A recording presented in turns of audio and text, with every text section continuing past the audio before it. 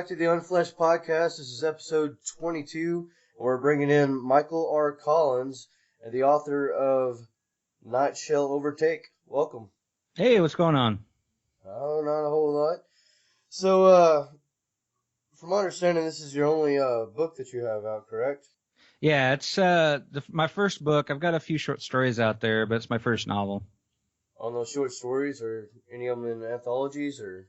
Yeah, actually, I've got two in last year's Shadows and Light anthology, and then this year's, which just came out like at the beginning of the month. How long you been writing for? Day one. I've been writing pretty much as long as I can remember. It just wasn't until like the last maybe 5 years or so that I figured it was time to get serious with it again. And so far it's paid off a little bit. I got published finally. Heck yeah. Did you self-publish, or did you actually get a publisher? I went with a publisher. I figured I'd try my luck there, and if I struck out enough, then I'd go the self-publishing route. But I had a small publisher, Black Bedsheet Books, pick me up, and it's been pretty good so far. Awesome.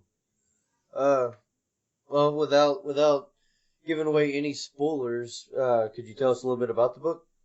Well, I don't know. It's kind of hard I have a hard time really explaining. Basically, just tell people it's a detective story with monsters.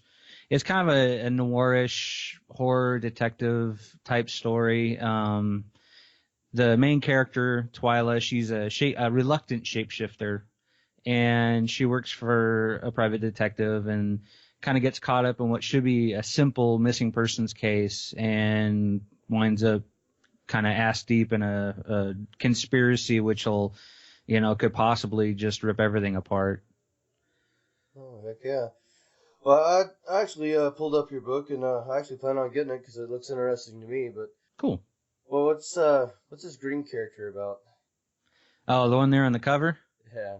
Well, I'm a huge fan of H.P. Lovecraft. He's been a kind of a big influence on my writing. And so one of the main groups of creatures that are in the book are not so loosely based off Cthulhu, which is usually kind of green and tentacle faced and all that. So that was kind of a big nod that way. And throughout the story, they play more and more an important role. Oh, cool. So, what's the biggest thing that people think that they know about your subject or genre, but that isn't so? Well, I think some people kind of look at it, and I've had a few people kind of compare it to the Dresden File series, the author Jim Butcher, because it kind of is a little bit urban fantasy in some aspects, and so they think it's kind of something along those lines, which I honestly couldn't tell you if it is or not because I've never read one of his books. I just know him because I keep getting reference to him. But as far as I know, from what people have told me, it's in the few reviews I've had that have mentioned that they go into it thinking it's along that same lines, but it's completely different. No. Why don't you tell everyone a little bit about yourself? I mean, you're out of Austin, Texas, correct? Yeah, I live in Austin right now. I'm originally from southern Idaho, and I moved here about 7 years ago. And yeah, like I said, I've been writing my entire life. Play bass when I can. I work too damn much. I do my own radio show, St. George's Headphone Bleed. I'm also co-host of the Bycast, and every once in a while I actually find time to sleep on top of working a full-time job. I hear you there. I write full time, but yeah, my wife always tells me I need to take time off because I spend about, I'd say, 95% of a day behind my laptop. So, anyways, well, how about this? Well, what's some upcoming authors that's really been catching your eye? Let me see here. Upcoming authors. Nicholas White is a good one. As far as I know, he's only got one out, and he wrote The Sly Lake Gang, which basically, a group of friends, have some sort of experience when they're a kid, like supernatural experience when they're kids, and then regroup together as adults. So in that way, it's kind of like Stephen King's It, But it's a good read, and I'm waiting for him to come out with some more.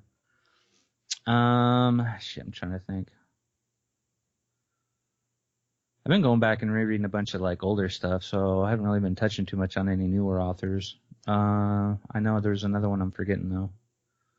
Brandon Ford is another one. He's written quite a bit. I think he just published one called The Final Girl, and it's kind of a nod to like slasher flicks by putting a slasher flick in the book, and it's actually really good. It was a quick read, but you didn't really want to put it down. So those are two could think of right off the top of my head. Awesome. So what brings you into the genre? I've always been kind of a dark feller. I was like really dark stuff.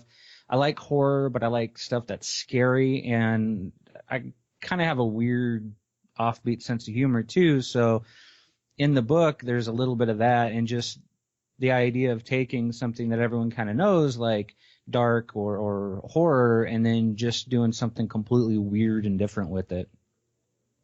And so I decided, well, instead of trying to fit a specific stereotype, well, I'm going to write a ghost story that's just a ghost story, or, you know, a monster story where all they do is go around eating people, and I'm going to be weird with it. And just went with it. Yeah. What do you use for references as far as whenever you're doing the research behind your books? I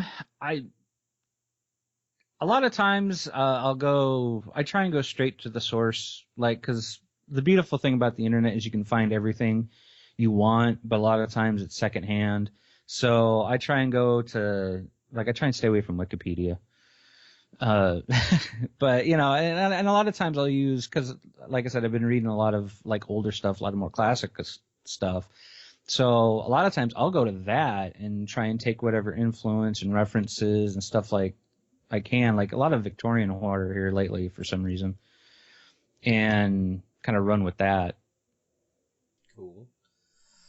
Here's a question that I ask a little bit of everybody, and most people actually hate this question, but I ask it anyway. All right, well, there's actually two questions, but I'll start with this one. What's one thing that you love about your fans, and what's one thing you hate about your fans? That is a good question, and I could see people's angst towards it. I love about my fans the fact that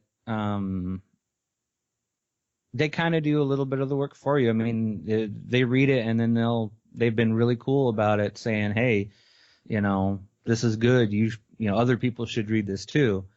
Um, let's see. One thing I hate about my fans, that they don't do that nearly as much as I think they should. Well, and, you know, I've had people reverse that question back to me. And I mean, the one thing that I always hate about my fans is I can sit there and work on a book for months on months, and I'll put it out, and it's like they read it all in one day, and then they're like, "Well, when's the next book coming out?" Yeah. It's just like, I mean, do you know how many man hours it took for me to write that one? Yeah, exactly. I mean, you can't hate on them because, you know, they are buying into you and they are enjoying your work, but at the same time, you know, it's just like, yeah, I don't know what to tell you, you know, like, this just ain't gonna happen the way you're planning it. Yeah. Yeah, my sister, she's been like almost every other week, she'll pop up, like either call me or text me. It's like, all right, when's the next one coming out? I'm like, do you realize it took me 3 years to write the first one? Yeah. Well, here's the next question that everybody hates. All right, what is one thing that is never asked, but if asked, would actually explain you better?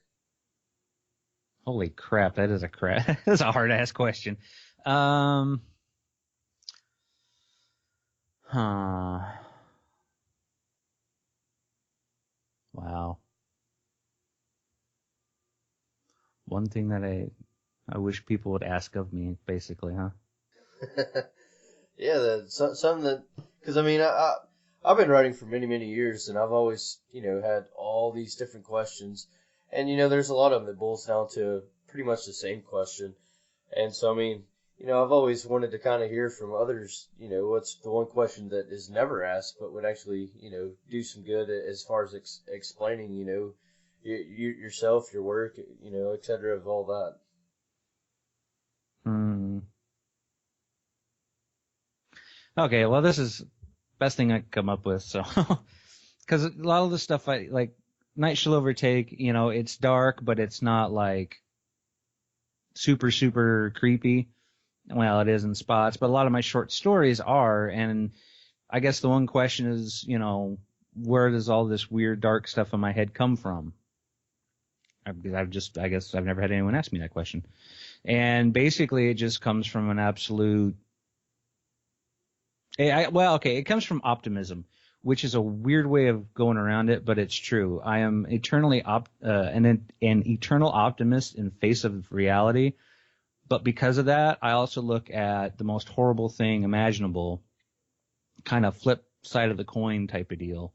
And so I think all the dark shit that I put out more or less comes from that. Cool. Well, you already stated earlier you're more or less a part-time writer. You have another job. So, I mean, what do you do in your other job, and does your other job influence some of your work? Well, right now it's technically a customer service like deal. I work in the traffic office of a crating company. We basically put wooden crates around big ass expensive machines, and I just coordinate and open orders and have to deal with mountains of frustration every day. And I think it does kind of influence me in the fact that writing is a great way to relieve frustration. And if you come home from work and you're frustrated as hell, you can crank out some pretty good stuff because you're just trying to get it off your chest, which is actually where Night Shall Overtake came from. I had some downtime every day at work, and so I decided to fill it with writing, and it just essentially started as a story to relieve a little frustration because I dealt with idiots all day. So in that aspect, it does influence quite a bit. I don't know if there's any like technical influences, but No.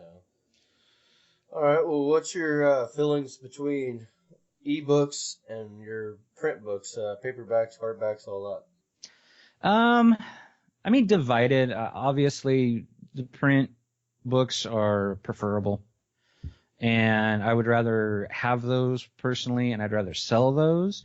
But I don't really have like any major animosity against ebooks because when it is portable, and there's some books I'll read as an ebook. There's others I won't read unless I have the actual paperback version. I kind of look at it as like going to the movie theater versus picking up something at Redbox. Like there's certain things I want at the theater that there's just no substitute, but other things I really don't want to invest too much time, money, and emotions on it, so I'll just pick it up on ebook and I'll read it that way. And I might enjoy it just as much, but I don't know. That's just kind of the way I see it. that? No. We kind of talked about some of that, the other day. I'm the same way. Well, kind of. You really won't catch me reading like anything. People will send me PDFs. They'll send me, their doc files, Kindle files, etc. And I mean, it's not me being a dick. It's just the fact that I spend so many hours behind the computer already because I'm doing my marketing through my marketing company. I'm writing. I'm having to do covers. I'm going through and doing interviews, etc., etc., etc. And I just don't want to spend just that much more time to sit there and read off of it. So, Yeah. if you give me a paperback, then hey, I'll lay down with it at night and I'll sit there and watch that, or read that before I go to bed.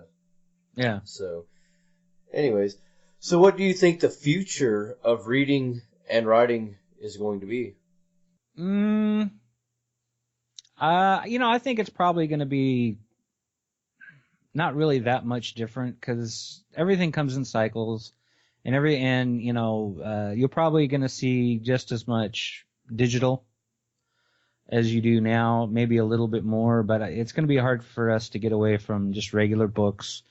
And like anything, you have certain fads, dark fiction horror might, lose it. Because right now there's a good market for it, but I'm sure it's going to flag off a little bit and something else is going to take its place, but then it'll come back.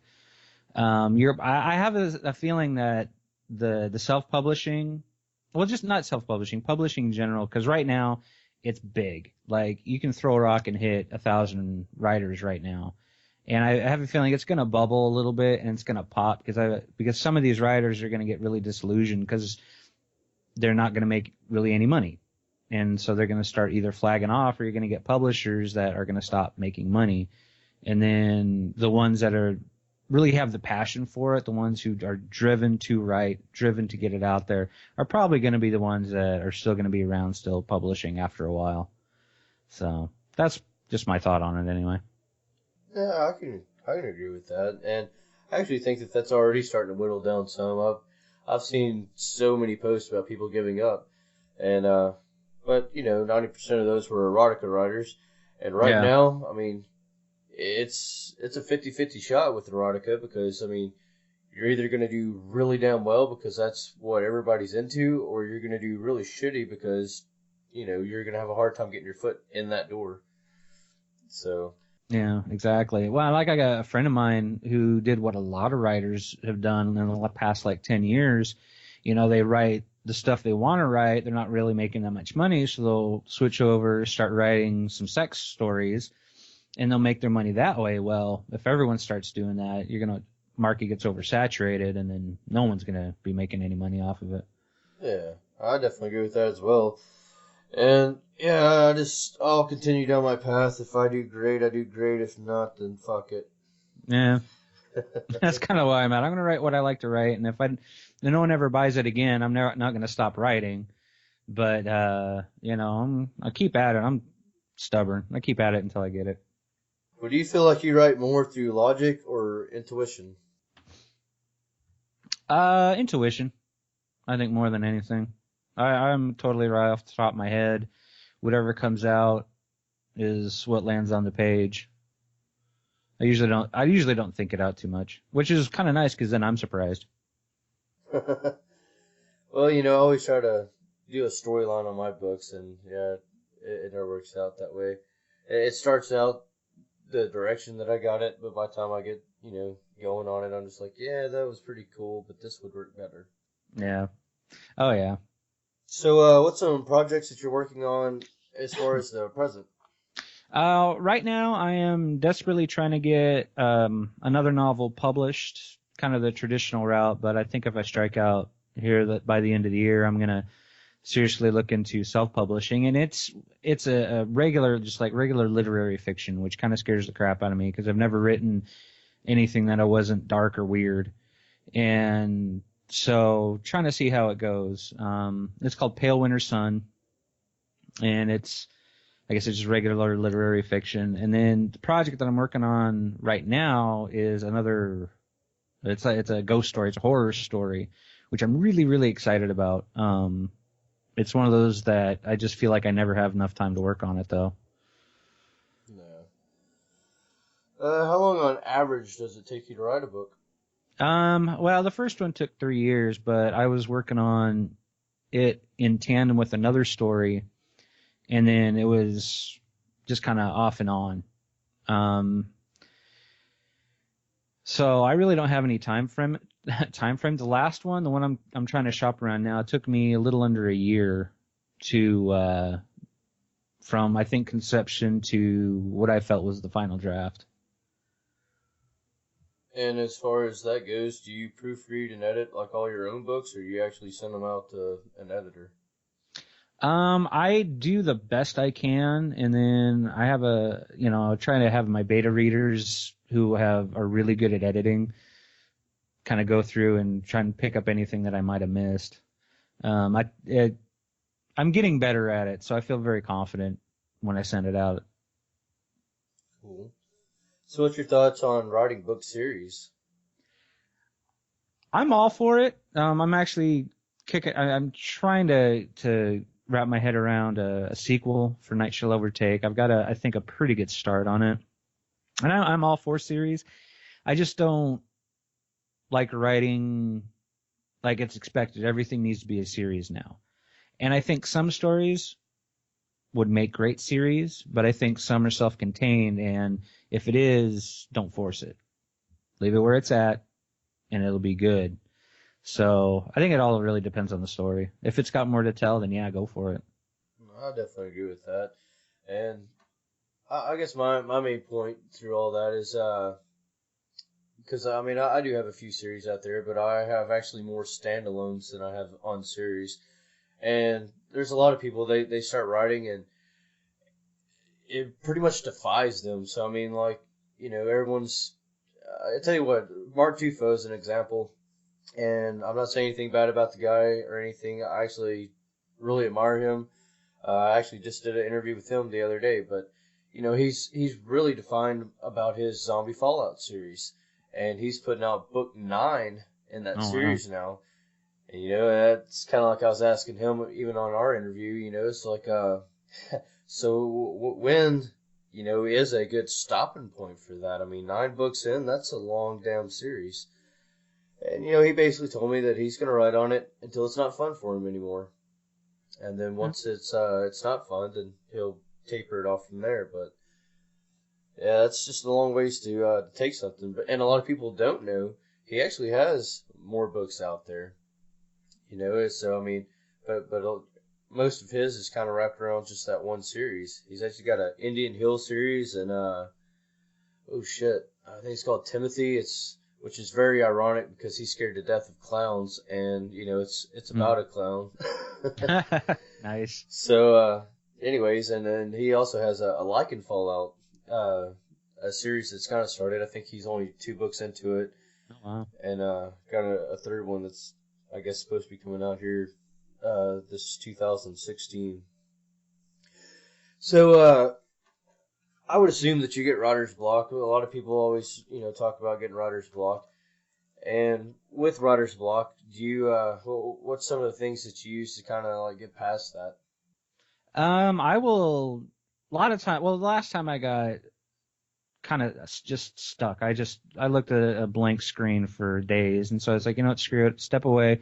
I try and take the pressure off myself, which I think helps a little bit. I just convince myself, you know what, I'm not going to write for a while, and it's okay to try and get that compulsive need to always be working on something at bay. And then I'll just read, like I'll just dive right into a book for a while, and then I'll write stupid shit, like stupid little stories. I'll write, erotica. I'll write things that make absolutely no sense that I don't care about, that I write. Once I'm done, I hit the delete button and it's gone. And usually kind of that combination, I'll sit back on whatever project I'm working on and it just all starts tumbling out of my head. Cool. And on average, do you kind of set yourself to where it's like, I need to write so many words per day, or I need to write so many pages per day, or? I sit down, I average about 1,200, then that's like a slow day. So but other times I'll write 500. Other times I won't do anything more than just rearrange or flesh out a concept, write myself a few notes. So as long as I'm working on it, as long as I feel like I've done something productive, like I've actually added something to the project, whether it's a small bit or 10 pages, I feel pretty good about it, because I used to put a lot of pressure on myself. Oh, I got to get so much this, I got to get so much that. But it's like, what? As long as I further the project in some way, I'll be all right. And I actually get more actually put out that way. I'm the same way. I could sit in front of my laptop forever and maybe get 50 words out some days, but I'll eventually just kind of save that. And which a lot of people know that I work on so many projects at a time, it's ridiculous. I actually went through them the other day, and I've got 46 open projects. Oh wow! I was just like, holy fuck, man! Like that, just knowing that, it was just like mind blowing. I was like, oh shit, like okay, let's start summing some of this shit up. So I mean, I'll jump to another project that where I can continue on it. And I mean, I have some open projects that I still have open from 2009. So, it's not one of those like I'm gonna post up and be like, okay, you can expect this book like really soon. Yeah. Because 9 times out of 10, you probably ain't gonna get it for a while. Yeah. Well, hell, the one that I'm working on right now, I started 12 years ago, and it was the only thing that I would kind of sort of work on for those 5 years or so that I had just pretty much stopped writing and pulled it back up, and now it's the one I'm hitting hard and heavy. But yeah, I'm not giving anyone because it might be another 12 years before I actually get the damn thing finished. I don't know. No. Well, I don't know if you've ever listened to any of our segments and stuff on here, but we started this thing and it's called Shout It Out. And what it is I'm just going to throw out a random topic and you respond to it. You can elaborate on it, or you can just have one word answer, or whatever you want to do with it. It's up to you. All right, let's do it. All right, so the topic is mushroom tea. Mushroom tea. Well, shit. That's left field. It's good if you put in a dash of wormwood. I don't know. I've got nothing on mushroom tea. Well, I mean, our shout-outs out has been anything from skinny dipping to women's stockings to, a little bit of anything. I like it. I like the randomness of it. Oh, yeah. Let's see here. So, okay, on your job, I mean, is that like a 5 days a week thing, or you work 7 days a week, or? It's a 5 day, it's a Monday through Friday job, but every other weekend I'm on call. And so it could be on those weeks, it could be a 6 day a week, or it could be a full 2 week, before I get a day off. Like I was on call this weekend. I had to go in for a little bit on Saturday, but that was it. I had the rest of the weekend, which was kind of nice. But the problem is I don't know when I'm going to get off most nights. So I could go in at normal time and it could be an 8-hour shift. It could be a 12-hour shift. Oh. So that's the only thing about it. And so when I come home, I'm freaking tired. And so when I get up, I get some coffee and sit myself in front of my computer, and sometimes I have to kick myself to get going. But once I do, I'm going, which, luckily I haven't had any writer's block here lately, and I can keep that up. So how do you kind of be able to set time to the side for you to be able to write? With everything that I've got going on, I've pretty much had to set myself a schedule, and I keep to it as best I can, because I have to give myself time to write, and then I have to give myself time to work on my radio show, and then I have to give myself time to do promo work, and then, some time to just relax and decompress. So I've got things scheduled out pretty well to where I have time to work on everything. I make sure I have time to write and get something productive done, usually before I go to work, because I work in the evenings. And then if it's a slow night, I have a notebook and I have my phone, and, I work on things that way too, if I have the chance. Awesome. Well, and let's see here. As far as, trying to think of good ways to put things. My mind's not really clicking with me really well today. That's all right. Oh, well, I'll just move on.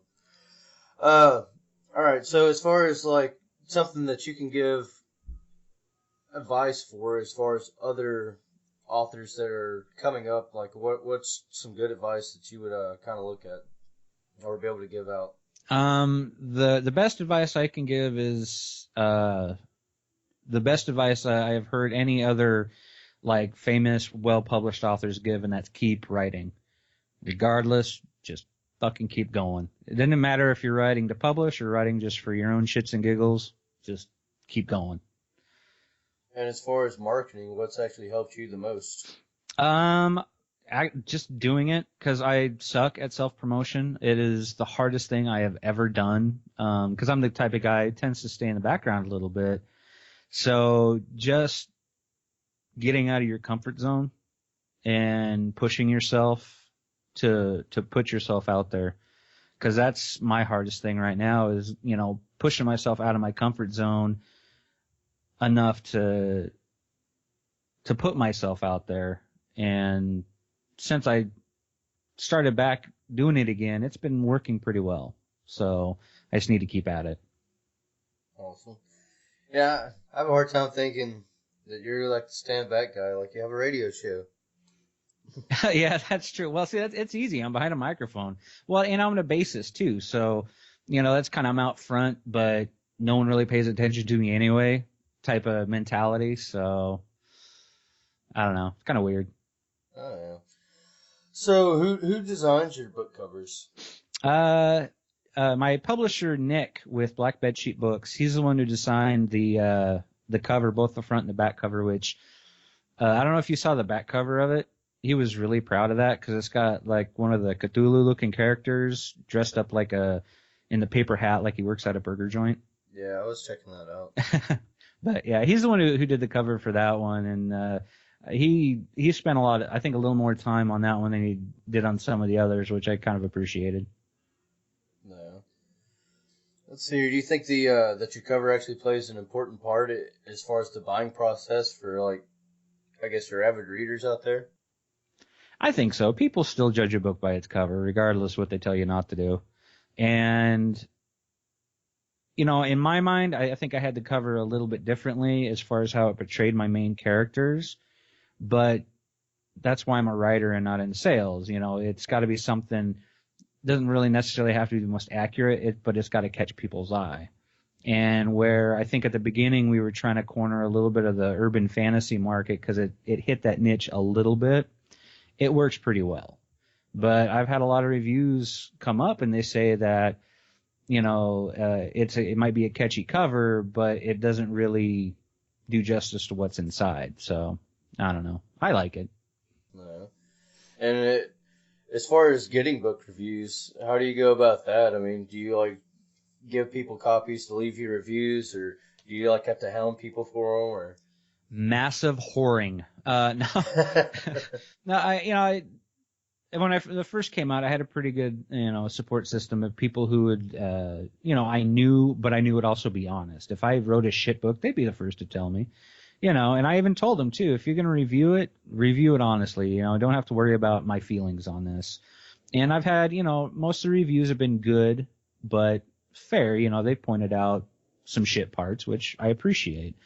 And I've had started to get some reviews that were just really unsolicited. They kind of popped up out of nowhere. Just people who happened to read it, which I'm always amazed when people read the thing anyway. So, No. yeah, but no, I try and put it out there. Like I said, I'm getting back into it, but I hoarded out the best I could, just send out free copies or queried a lot of review sites saying, hey, this is what I got.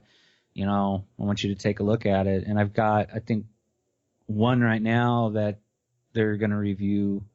I just got an okay yesterday, so we'll see how that review goes. So how would do you think that you've kind of, I guess, been successful behind your writing so far as getting it out there? Not as successful as I want, obviously, but it's been out a little over a year now, and I feel like given the efforts that I've made, given the efforts that Nick has made, it's going pretty well. It needs to be better, and that's with me. So, I feel good about it, but I know I can do more, so I'm going to. Well, and I know you're on Facebook. Is there anything else that you use to kind of market your books and that's actually kind of working well? Well, I mean, there's Facebook and Twitter, and we've talked before. Twitter sucks. Mainly I use Twitter to be a smartass, which I use any excuse to be a smartass.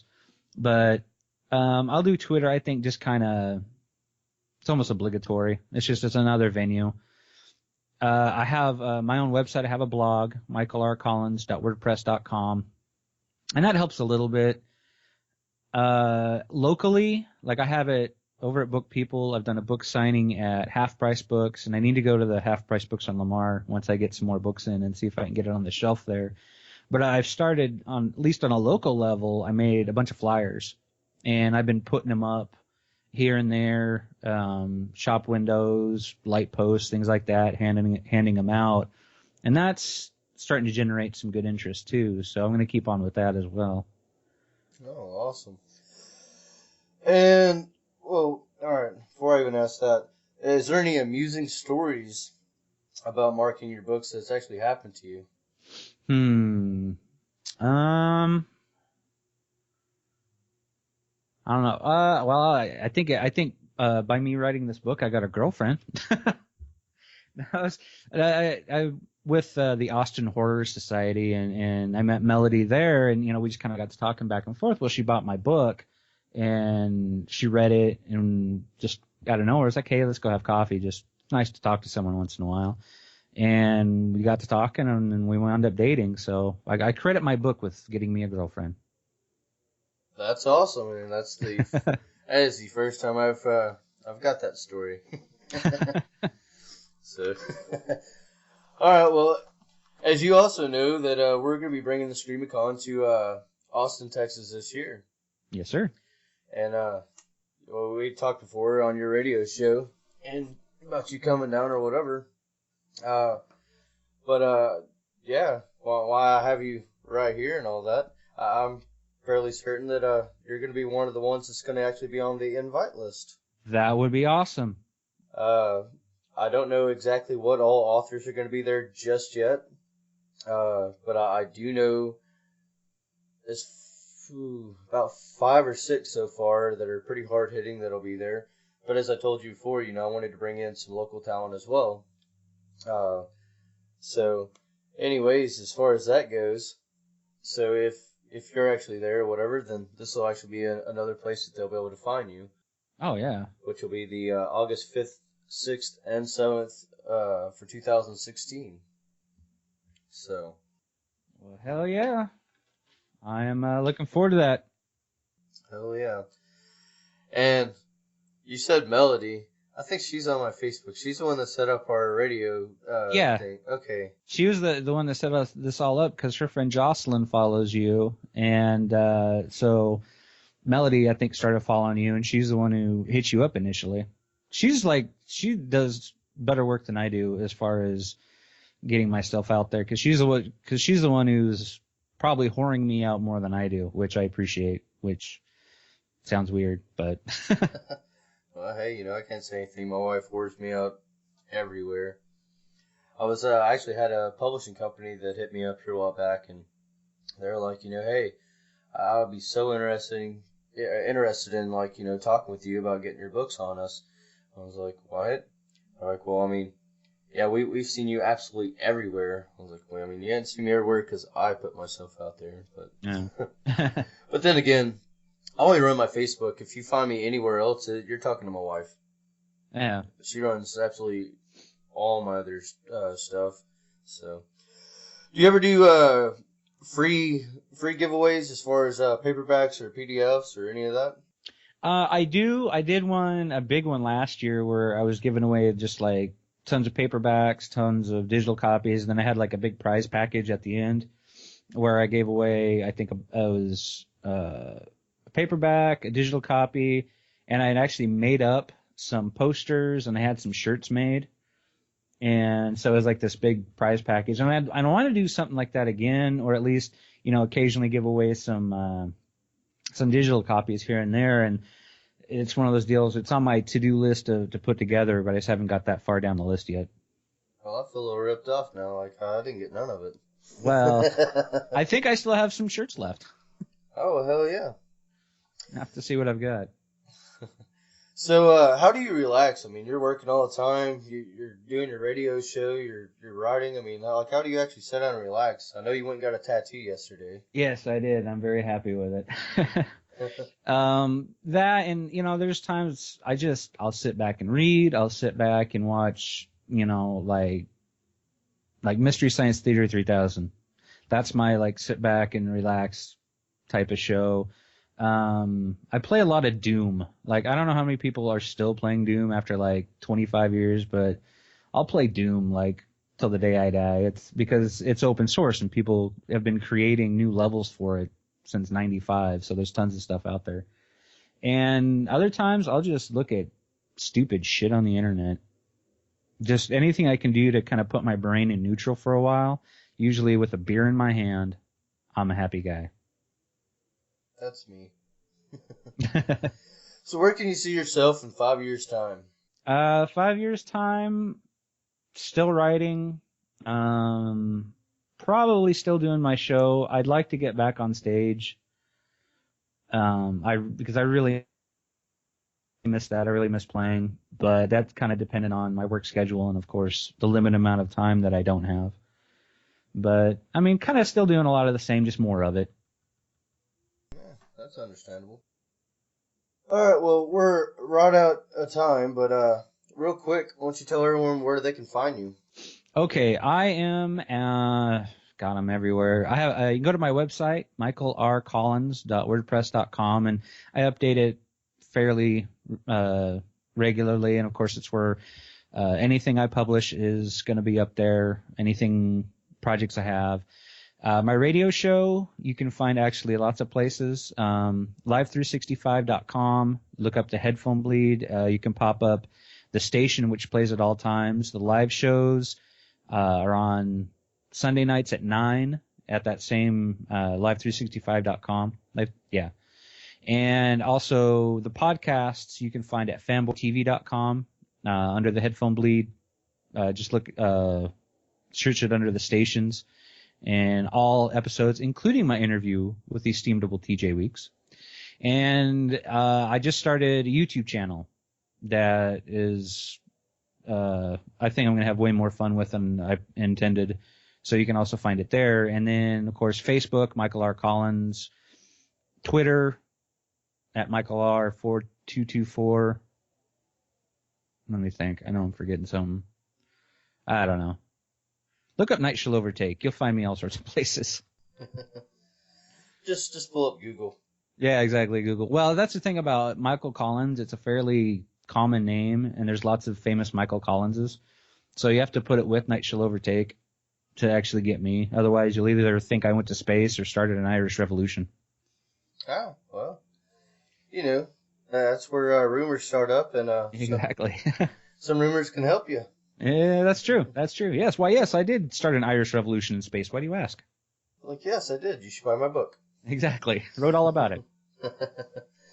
All right. Well, it's been an absolute pleasure having you on the show, and I really thank you for actually coming on to the show. I appreciate you inviting me on. Oh, very welcome, and we'll definitely be seeing you in August. Yes, sir. Thank you. All righty. Well, thank you, and we'll holler at you later. All right, cool. All right. Bye-bye. Bye. Burn you to the ground, burn you to the ground, burn you to the ground, burn you to the ground, burn you to the ground, burn you to the ground.